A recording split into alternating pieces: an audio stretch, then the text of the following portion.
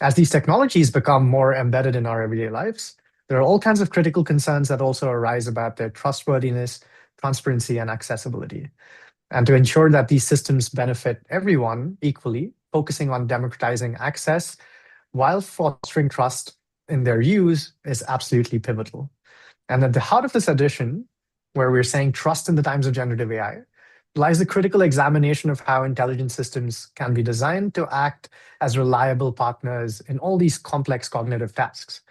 And we've already gotten off to a great start. We've had excellent talks from Jana Buchina on worker-centric AI, and also from Anna Kawakami, who shared thoughts about designing positive AI futures for socially complex work with and for workers.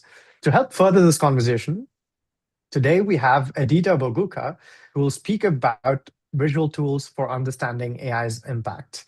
It's a pleasure to welcome Adita here. I've had the great, wonderful experience of interacting with her across different research conglomerations at conferences and other symposiums.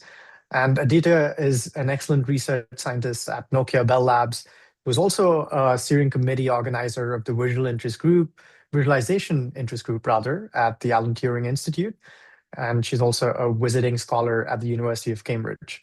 Her research focuses on making AI more responsible by design, with a particular emphasis on visualization methods that help diverse audiences, including business stakeholders, understand AI's capability, limitations, and risk. I know firsthand that Adita's visualization skills are second to none in my own network. Doesn't necessarily say much, but with respect to my network, but I'm absolutely astounded by her amazing skills time and time again. And I can't wait to hear her share some of her insights from their recent work. Thanks a lot, Adita, again, for making it here, and the floor is yours. Amazing. Shrey and Ujjwal, thank you for inviting me here. Looking forward to kicking off the discussion about the trust at first sight. So how can we actually build different visual tools that help us understand the impacts of AI? And by impacts, we mean the impacts that are both negative and positive. So here I'm going to be presenting the work that has been done in collaboration with my colleagues from the Social and Responsible AI team here in Nokia Bell Labs in Cambridge, UK, and some in collaboration with the Science Center of Excellence in Cyprus. All right, so as experts in responsible AI, these two forms of data visualizations probably look familiar to you. Model cards, system cards. Now, these two formats basically fail or do not support us in two critical ways. First of all, when it comes about model cards, only 14% of them actually mention any risks. And those that mention, 96% of them are actually copying pasting each other. So the overall coverage of risks in model cards as the data is pretty low. And second critical reason why these data visualization fail is that they actually do not help us to answer the critical question. Should I adopt this model for my use or not? Should I go with the subscription of this API or service or not? So with these two limitations in mind, today I would like to show you two particular tools that hopefully are a little bit easier to feel and grasp. And second, they will help you a little bit more to understand and make a decision. Shall I use or shall I not? And we're going to start with the already promised in the description impact assessment card, which is a format that it's a little bit similar to the model card, but actually it's much easier to feel. It is specific and related to particular use of AI, and it's ready to decision-making processes. So let me just take you a little bit on the journey, how such an impact assessment card can be built, and why we actually need yet another card in the stack of responsible AI database tools. So for our methodology, we decided to go with the co-design approach, starting with analyzing very broad patterns on how do people actually communicate AI risks and benefits these days, and what kind of visual metaphors or symbols they actually draw from. Once we created this summary and analysis of techniques, We then went on with the co-design groups with different stakeholders to pinpoint their design requirements. Then we moved on to the most exciting, probably for me, part, designing and refining the impact assessment card, and then putting it into the test, into the wild, with a real world task, and checking its effectiveness. So let me then walk you now for steps by step. Let's start with the patterns. Here, what we have done is that we searched up a systematic literature review on communicating risks and benefits across different domains. These could include AI scoring ratings proposed by design agencies recently, like Clever and Franke, who are now teaming up, and they are searching for ideas how one can visualize the responsible AI score for the AI model and service across 3 ESG dimensions. For example, sustainability, using the metaphor that might be similar to those you know from your fridges or from technical appliances. Another group of metaphors is actually stemming from chemical and bioweapons communications. You might find them under your sink, in the cupboard under your sink. Look carefully at your washing powder, at the gels to wash your dishes, and so on. These metaphors are cognitively stemming from using bold colors like red and orange that are cross-culturally perceived as uniform for communicating danger. And they are already also, we are here playing around and building on the knowledge of these signs from early childhood. And here, the beautiful example of these projects are data hazards, which are the chemical-like labels for all the issues that might be present in your data set. For example, bias. And last but not least, we are having rankings. Similarly, here's the idea from the German Bertelsmann Stiftung organization that was proposing to come up with a list of responsible AI dimensions like fairness, accountability, and privacy, and then was suggesting to assign fridge-like electrical appliance node from A to G. Now, in our paper at CHI, we actually have a few more of these design patterns that can be used to communicate risks and benefits of AI. So I highly encourage you to dive afterwards and see what other types of drawings and snippets are there. But these are the most common: ratings, metaphors, and rankings. So with this particular dictionary in mind, we then went on to actually assemble the focus groups of mixed participants. We wanted to make sure that in each participant focus group, we are having at least one person who is the AI developer, one person who is the AI compliance expert, and at least one person whom we describe as ordinary individual. Think about your friend outside of responsible AI or data science community that you would like to show the risks of the model you're actually building on. So each group included these 3 roles. And we invited them to come either in person to our office in Cambridge or online. And we gave them 3 tasks. First, we presented the dictionary of all these patterns for communicating AI risks and benefits. Second, we asked them what kind of information such impact assessment card should include and why. And then we actually put them into test to draw because we were super interested about their mental models on what kind of cards they would actually like to see and what would they be putting into this card. And we did so on the example of the prediction system, a crime hotspot prediction system.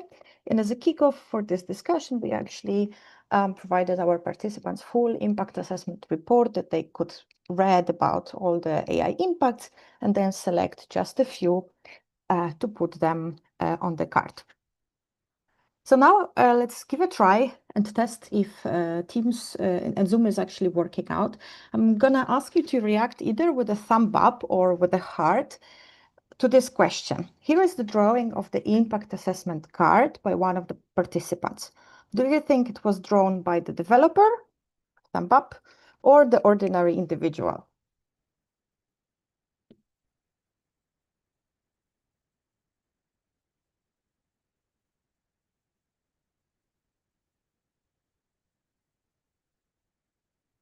Okay, I see few hearts. Oh, well, you got it right. This particular one was created by the ordinary individual. We see here the elements such as comic strip journey or little icons on the left side.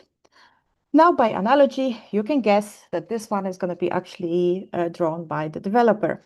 Here we are seeing more linear-like forms, but also some synonyms, some symbols like the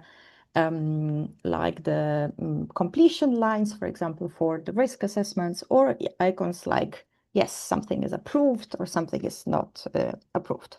So basically what happened is that given the set of these 12 different cards that were drawn by different individuals, we started looking at them one by one, from top to the bottom. And then we started to see if there are any particular elements that are repeating themselves over and over, and how often. So just to give you an example of such repetitions, here I'm highlighting how these two different cohorts are actually speaking about the benefits of this crime hotspot predictor. Ordinary individual is phrasing it like, what's good at? So it's proposing to give a few tags, whereas the developer is asking to list the usefulness or system benefits, like social development, public welfare, or promoting health and well-being. But those are basically the same sides, different sides of the same issue.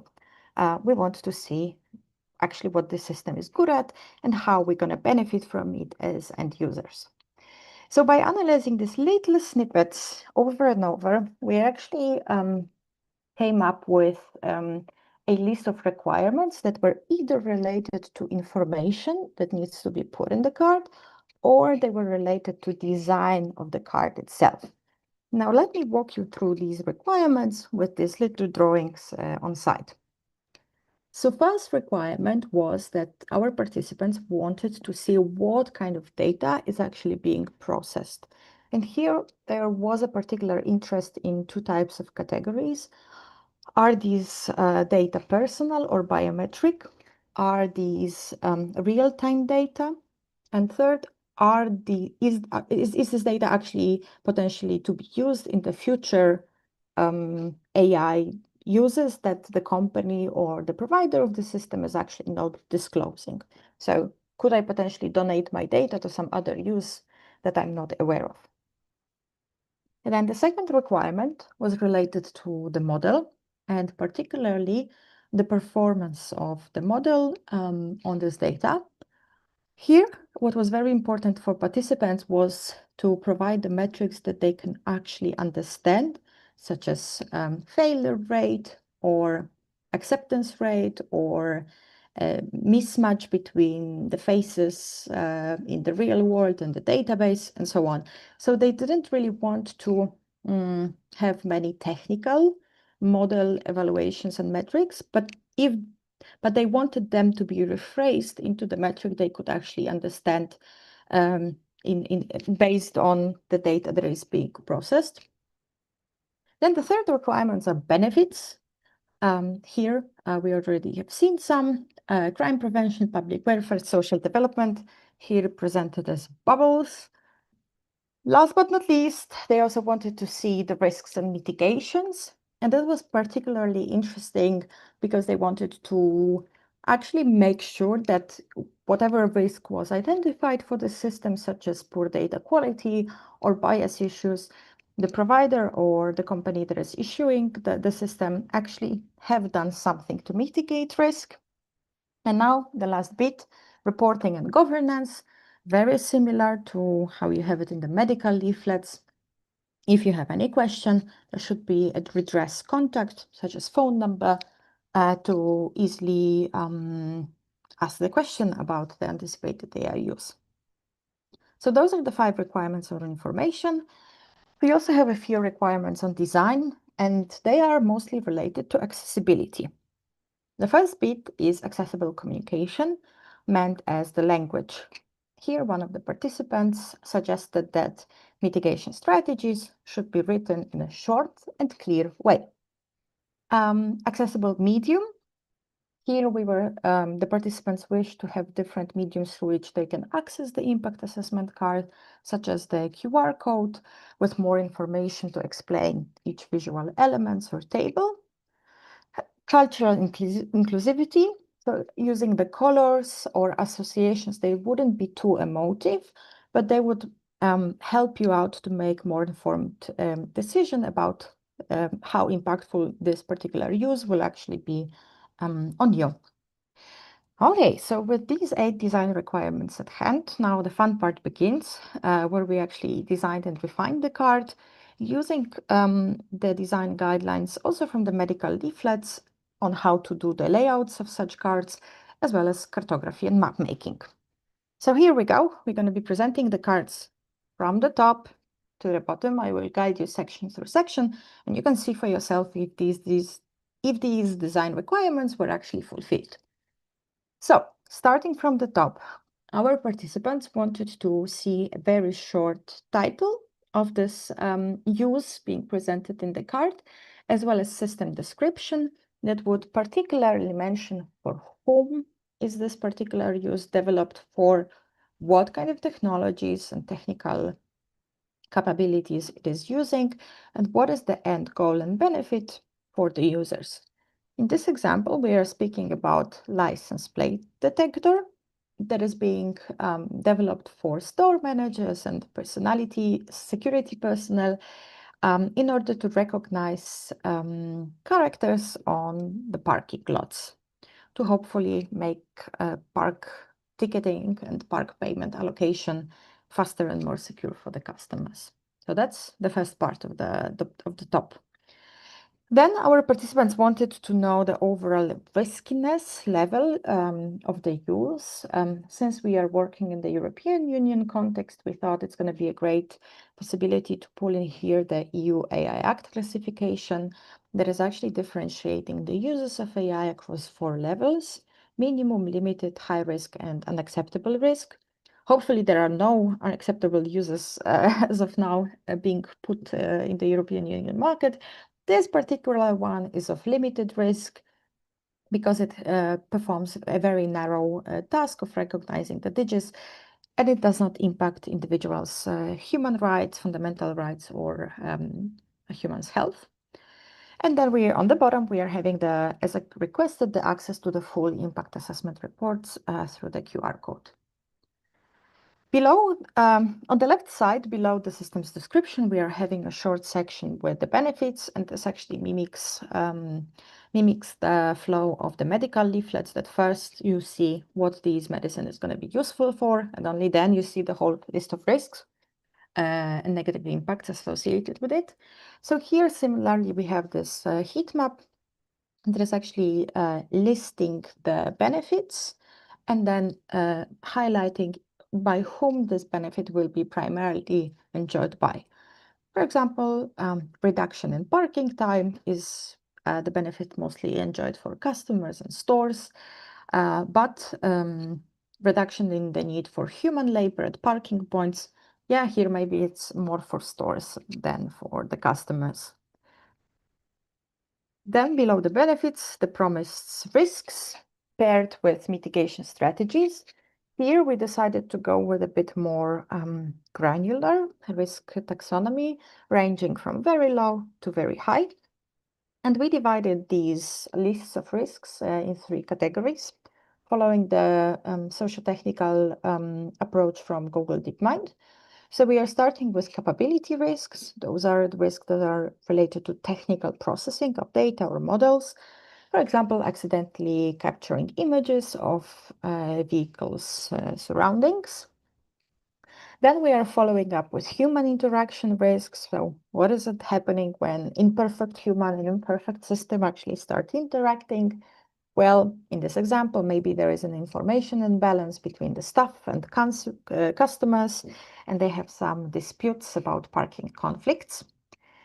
And last but not least, we have the systemic risks. Those are the long-term risks, which effects we're going to be seeing in 5 to 10 years, where such systems are being developed often and at scale.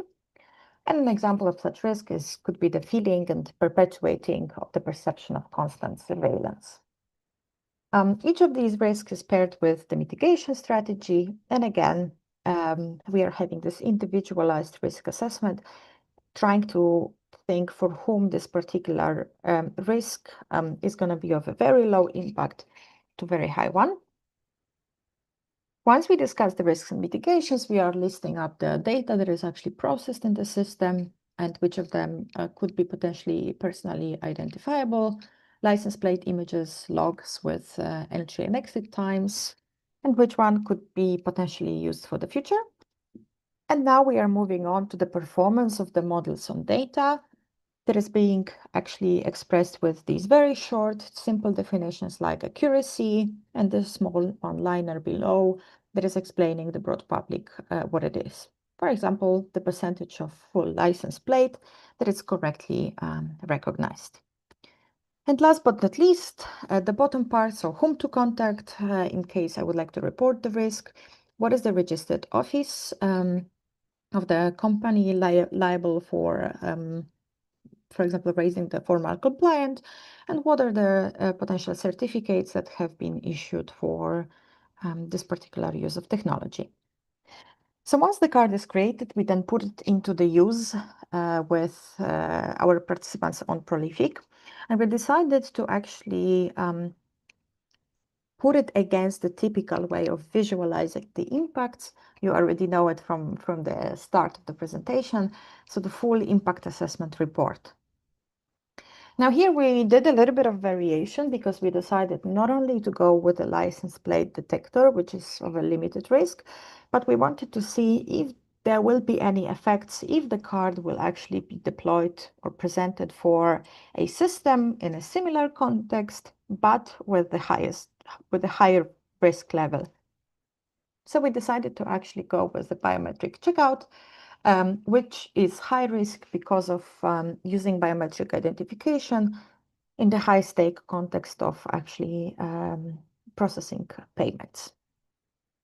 So with these particular two cards or two systems, we then deployed our study on Prolific, where we decided to run it across 3 cohorts that were also participating in our focus groups. So we had 65 AI developers, 65 compliance experts, and then 105 ordinary individuals. And then the sample of the individuals was matching to the US Census demographics. And then what did we actually ask them to do?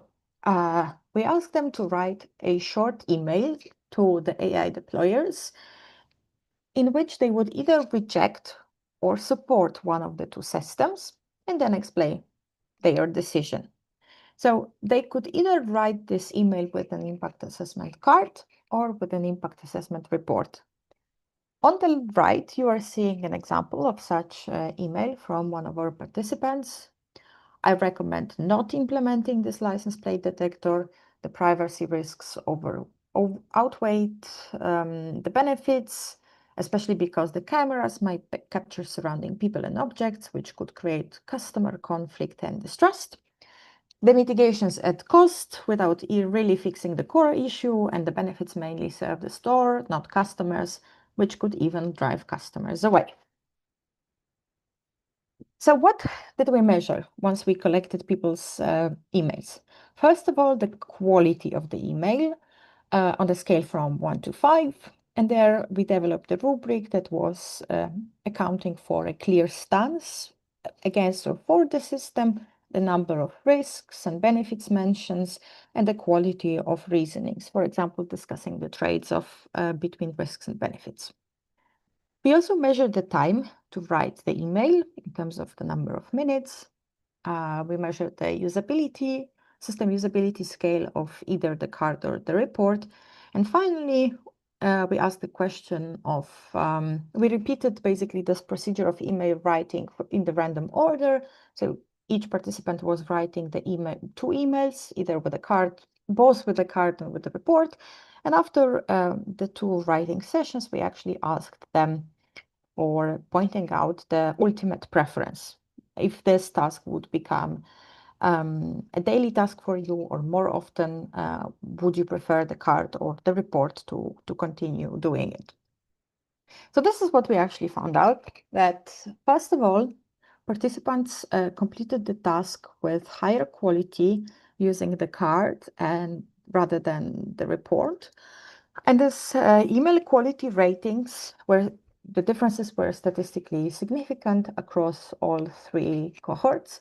Interestingly, the group that was the most empowered with writing high quality puncher emails were the compliance experts, although the ordinary individuals with no or little experience with AI also gained a lot here.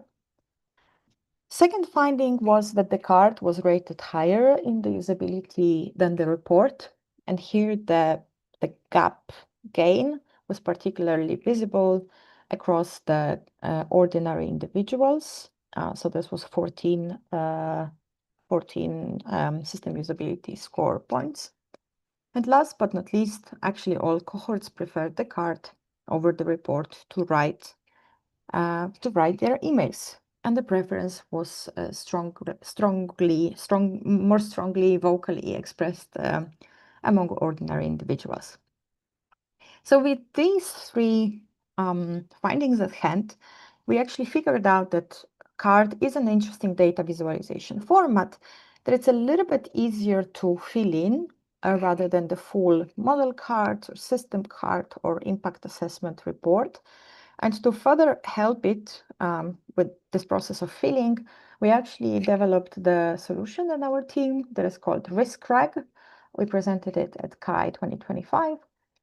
And it's basically a little tool that, given a description of your use, it generates you a list of risks that are relevant for this use in the one-liner, user-friendly, readability-friendly way, using the ease of reading scale. Now, this format, we believe it's a little bit more handy for people to decide if the benefits of the use actually justify the risks. Very often in data visualizations, we only see one side. So either we see only the benefits, AI is going to give you the job, or only the risks, or AI is going to take over your job. But for fully aware decision-making process, we always need to show both sides and let the people decide for themselves, in a sense. And last but not least, you can actually hand this card to the public, because we designed it with the public and we tested it with the public, and they will actually get it. And by saying so, I will actually show you how we put it into the public using our second tool, the Atlas of AI Risk. There was a project we presented at HComp last year. And it's a very simple storytelling piece that actually takes us on the journey of AI uses across multiple application domains, such as facial recognition, generative AI, law enforcement, mobile computing, social media, or urban AI. And once you decide to go with a particular domain application, each use is actually presented here as a little bubble. The larger the use, the more incidents we were able to find for this use in the AI incident database. Now, as you scroll down, you will see that the users are actually divided into 3 color groups and shape groups. We have those that are unacceptable, those that are high risk or low risk as per the EU AI Act. Now, the bad news is that actually all of them can produce unacceptable risks. They can produce negative impacts. And that's actually where you see our impact assessment card in action for the broad public. So each particular use is attached to the card when you can read the summary of why this particular use is high risk or low risk, what were the incidents related to this use, what are the general harms, and if such uses are to be implemented not responsibly, and benefits if that's actually happens opposite. So if we develop them responsibly. And additionally, there are a few more functionalities. Depending on the area of use you're going to choose, the card layout might differ a little bit. So this one for the voice customer identification is a little bit more similar to what you have seen. You have the heat maps and also a list of risks and benefits. On the right, you also have a few interactive possibilities to search for keywords or the users you might be developing, like recommender systems. And then you can also color code the bubble based on different properties, such as the level of risk as per EU AI Act, but also task types, affected groups, and users that can potentially have impact on critical infrastructure, children, or vulnerable communities. So with these two particular tools at hand, hopefully impact assessment card and not less of AI risk, I have hopefully shown you that data visualization is actually a great way to fight a little bit these prevalence of tools and forms and charts that are very technical, that are not accessible to different stakeholders relevant to responsible AI. And I'm super curious to hear your thoughts and your questions on how to invite a little bit more data visualization approaches to your responsible AI practices. If you are curious and you want to investigate a little bit more on how, or maybe even download the impact card or browse through the atlas, I'm presenting here the links to both works. Thanks so much. Thank you so much, Adita. That was a really nice and insightful overview of some of the very cool work you all have been doing. Much appreciated. And I do have a few questions which I'd like to engage with you on in a discussion. Perhaps the first one is about the evolving nature of AI, right? What most of us meant with AI a few years ago has certainly evolved over time, not least because of all sorts of interesting technological advances we've all witnessed.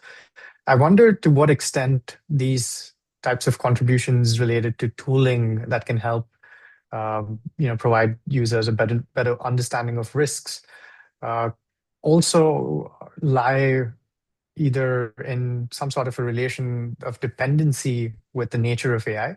And to what extent do you see this as being tangential or almost agnostic to what the AI system actually is? That's a really interesting question. Let me start with a short example from the Urban Tech Summit we were participating in the last 2 weeks in New York, and we had the pleasure to talk with the AI officer of New York, Hao, who was tasked with creating the AI inventory for the New York City. So what are all the uses of AI in the city? And he asked basically a question to the public on what do you think is the oldest AI use that is still in use in the city? People are like, yeah, ChatGPT, something, something. But actually, that's 1997, and it's an expert-based system for allocating the groups for vaccines, right? So 1997. And then he was raising exactly the same question, trying to figure out, has anyone actually designed the formats for data visualization or data collection that will take into account our continuity of developing AI systems as a community, starting even with the expert-based system. So in this particular example for the impact assessment cards, we were testing it across 2 examples. So first was the systems that were having the physical versus digital presence. So you had the the cards related to biometric checkout and license plate detectors. But we were also running the workshops for digital only tools like recommender system for your favorite music or social housing benefit allocation. And so that was dimension number one, on which we noticed that the card is actually working. And second, we wanted to test out this card and to draw in the process of creating it from very broad domains with an established knowledge on how to create these agnostic tools. So, for example, the layout of the card, even the length of the risks and benefits you're mentioning there, or the fact that you can fold it, is heavily driven by medical leaflet design, where each country is having their own design guidelines. It's super fun to read them. If you download them and you see, for example, that one line cannot have more than 150 characters, right? Or you need to only have black and white colors, and then the font size needs not to be bigger than something. So so that was fun, definitely, to try to make it look like a medical leaflet. But it was also speaking to our approach to say, those are probably the design considerations we need to be moving on and taking it. And then the question becomes more, okay, how do I fill in the box for the risk? How do I fill in the box for the mitigation? How do I fill in the box for the data and metrics on their performance? So I think the hardest part was when we really gave some of the developers the empty card, and we asked them to write the card for themselves. And it was suddenly so fascinating because they couldn't come up with benefits sometimes, right? So they were like, yeah, maybe we risk some data breaches, blah, blah, blah. But I'm like, so I think the challenge here is maybe not in the format itself, because the format itself is pretty agnostic when you think about it. System descriptions, benefits, risks, mitigations, performance, and whom to call if something goes bad. But how to fill it in, and actually how to build the tools and processes to make people accountable for filling in such impact assessment cards, that's, I think, more challenging question. Yeah, so that was question number one. And question number two, I think I might have forgotten. No, so I think you more or less led with it, I think. I think my question was also about the evolutionary notion of AI, and I think you sort of addressed that in your response. So yeah, thanks for sharing those thoughts. Also, your very interesting anecdotes from your visit to New York. I think that was interesting as well. I now know one thing more than I asked for, which is what is the first use of AI in New York? Very nice. Another question I had, which probably is related to this broader discussion, right, and your inspiration from the field of medicine as well. So I wonder how effective these cards, both the impact assessment card and perhaps other efforts in the same vein, right? You've spoken about system cards, model cards, so forth. How effective are these for applications and use that AI systems find in, say, the global north versus the global south? It's another question that I know, your team at Nokia Bell Labs has been looking at, through the lens of weirdness in all kinds of explanations in different works across communities, right? And I wonder whether you have any thoughts about potential differences in how these impact cards could be perceived and could be effective across different demographics, right? I want also in part because your evaluation focused on US, the US context, and I just wonder whether you would expect to find any differences or that really shouldn't be a problem and you'd expect it to generalize really well. That's actually a super, super, super interesting question. To answer, we did not rerun this study in another cohorts, which now I also learned the sort of inclusive way is to say the global majority, right? So we did not run it in the global majority countries. One thing that is interesting for us is sort of boiling down to how developers or designers in particular countries would actually fill in different sections of the cards and which risks or benefits they would highlight. So, for example, for whom. So there is an early evidence from the news datasets that our teams are analyzing in terms of how risks are being framed by different cohorts. And this is our AIS paper we presented this year. One thing that is sort of hinting on us is like this individualistic versus collective risks. So I don't have the numbers, but it's basically saying, is it more? Let's take an example of the data breaches, right? There would be more individual, single points of data breaches, whereas is this use, for example, potentially risky for nature, right? That's an interesting question that, for example, Croatia is attacking in their responsible AI country principles, where nature appeared as the official stakeholder group within impact assessment reports, right? Or you also have the global standards like the ISO 42001 and 005 that are particularly asking you to do the impact assessment on vulnerable groups, including children, right? So, to answer your question, I think first of all, one should really replicate even the exercise of filling in the impact assessment card across different cohorts globally. And second, that would be an extremely interesting task to actually expand the group of stakeholders for whom these risks are being generated. Because here we actually took compliance-driven perspective. So every time you see the card, you have only three groups of stakeholders. These are AI subject, AI deployer, and institutions and environment. And these three groups are literally mentioned in the EU AI Act. So yeah, I think those are the two axes in which I would be seeing potential interesting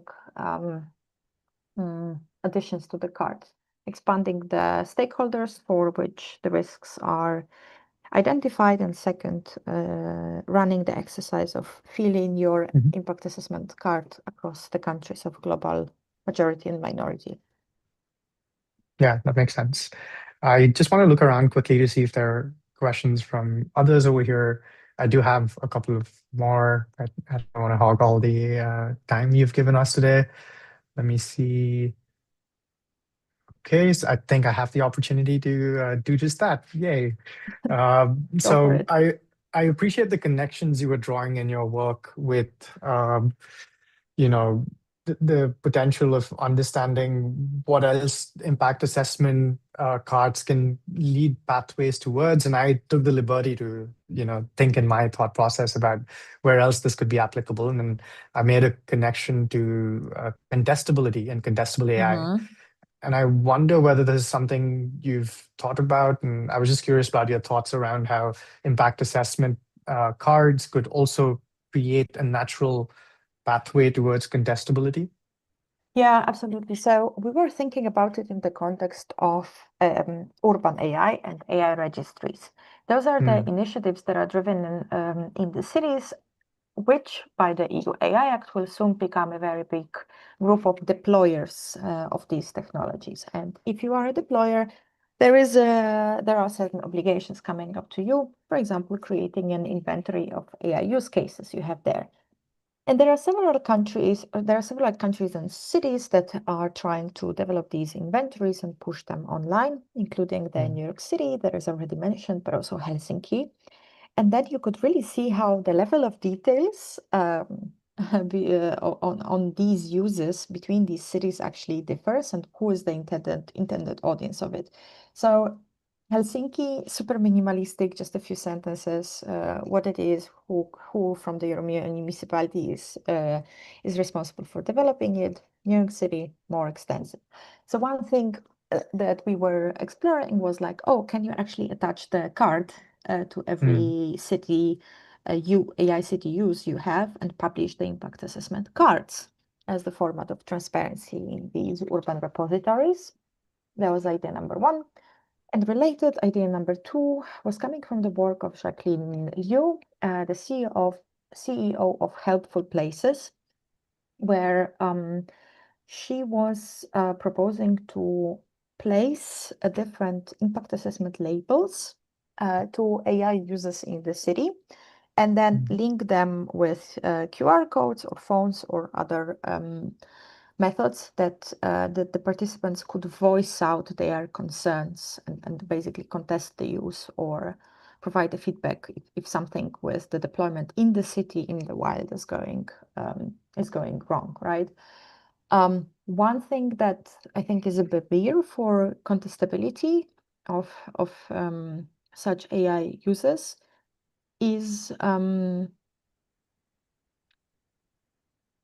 something what was mentioned in the book of Madita Gupta, Code Dependent, where she was basically listing a story of a single mother whose child was marked by an algorithm as having a high potential of becoming a criminal. And although she was having there all the means to contest, like the phone number and an email and the name of the person responsible for the case, she felt that with all this information, she is hopeless because it's presented in such an authoritarian way. And she was ashamed that she could not fully understand why and how the prediction was being done. And that made me thinking that, even if we put this phone number on the bottom of the card, who would actually call the municipality and ask for it? And who will be in the position to contest the decisions being made by the system? Maybe if you're coming from a more well-off and better educated part of the city, you are used to raise the voice and contest the decisions. Maybe if you're coming from more underprivileged background or you have low AI literacy, even if the channel will be provided to you, maybe you will not use it. So I think that's sort of one thought we have on, like, if you really put it into the wild, you make the city publish it on the website or stick it as a sticker to the city, what will be actually in the wild reactions to it? Will we get more reactions, like contestations or maybe acclamations? Wow, great, the system is amazing. Or the card would not change anything in how people sort of participate in the cities. Right. Yeah. And perhaps related to that is also this notion of how exactly can, we embrace the fact that AI literacy has a lot to do with all of what we've been talking about. And I also wonder whether these impact assessment cards can play a role in not just creating an awareness about the risks that pertain to AI systems and their use in different contexts, but perhaps also doing a bit with respect to increasing AI literacy in some tangible, meaningful way, right? Because AI literacy, of course, is a very loaded construct, and it can entail to not just how exactly are people capable of engaging with AI systems, to what extent do they have knowledge about operating AI systems or know about them or familiarity with them and all of that. But I wonder whether that's something that echoes thoughts that you all have been probably engaging with. Does AI literacy fit into these discussions that you have? Yeah, absolutely. So I will add maybe two considerations to it. First, we had a little bit of interesting discussions on across these three cohorts in order to make sure that we had the ecological validity and actually got the people who are truly AI developers or truly AI compliance experts, or that we filter out ordinary individuals who are pro in AI. We actually were thinking about deploying different AI literacy scales, and some of them were more self-assessment. So just like you mentioned, Ujval, am I able to see that the AI system is used? Am I able to read its documentation, make the decision if it's used responsibly, and so on? So self-assessment.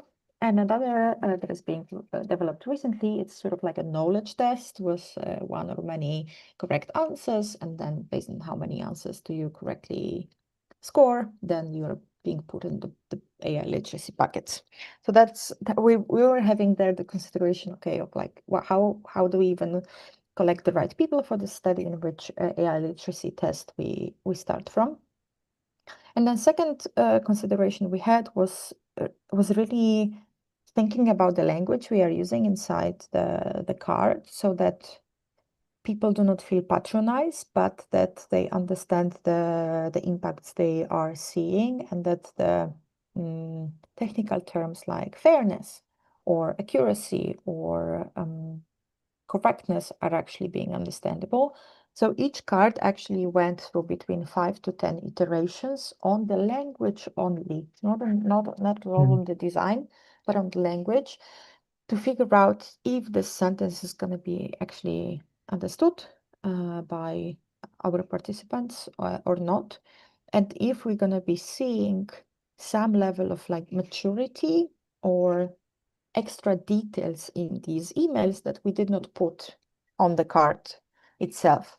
And that was, I think, where the most interesting part was happening, where these people were really writing emails and providing us extra additional arguments that we did not put in the card, but they were so good and so elaborated, right? Like this is an example. Yeah, this is only a benefit for the stores, and mitigations are too costly and not effective. I'm like, not bad for the ordinary individual. So I think there's definitely more work to be done on sort of empowering people to and giving them the language to speak about AI impacts in a way that is accessible to them, but is also actionable by policymakers or by responsible AI researchers. Because honestly, sometimes we even do not understand what some of these terms that are put in the model cards actually mean. Yeah, very useful insights, and thanks a lot for engaging with all those questions. I do have a last lingering thought, and I'll probably try and end with that question. And I've been thinking a little bit about human oversight of AI systems for a little bit in recent times. And I wonder whether the risk assessment frameworks that you all have been working on, right, can also offer insights into trying to understand what are the junctures where human oversight is actually important or necessary, because that's sort of correlated with where exactly is systemic risk likely to be present. And I'm just curious about whether you've drawn explicit links to the risk assessment sort of work that you've been doing with saying, oh, this is likely where we need human oversight, and can you basically identify those junctures in complex AI, human interactions, and try and bring in human oversight? Is that something you have worked on explicitly? I'm very curious about that. Yeah. So we are having a follow-up work which is about contextualizing risks, right? So if you have, I don't know, data breach or privacy risk, how do a person who is working as a compliance expert or a designer or in the city X is going to actually understand this risk in the context of the same AI use?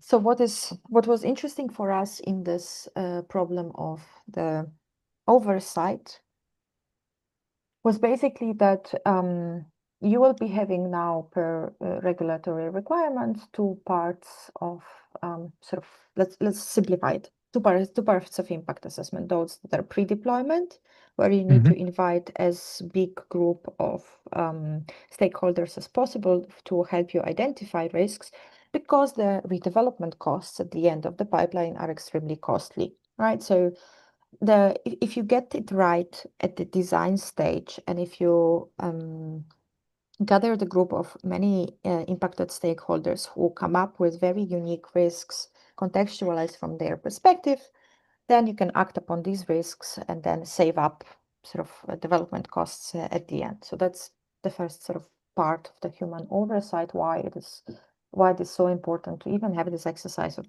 writing an impact assessment card at development, deployment stage, or the design stage.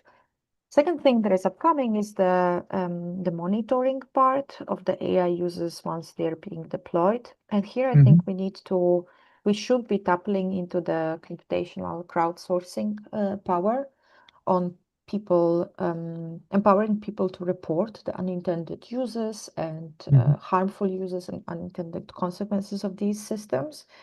And some of these efforts take place in the news, right? But we all know they have their own issues and biases.